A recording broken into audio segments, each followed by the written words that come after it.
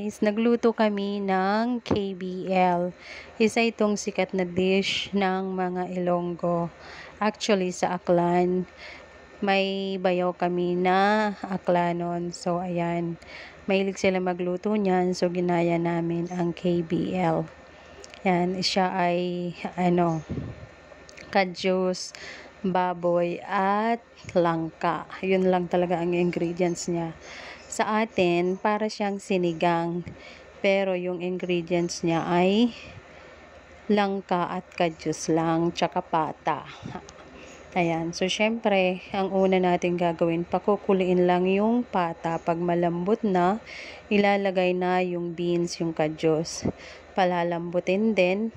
And then, yung ibang mga halo niyan is, syempre, sibuyas, kamatis, paminta, tsaka yung langka at kadyos ibabalik natin dyan. And then, para may twist, nilagyan pa rin namin siya ng gabi. Yung pansigang na gabi.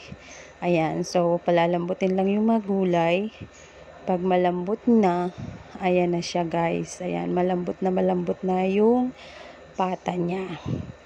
So, ayan. Masarap siya guys. And, ang sausawan natin ito ay syempre, ang patis at kalamansi at madaming sili. Ayan, nilabas na ang kanin at chibugan na.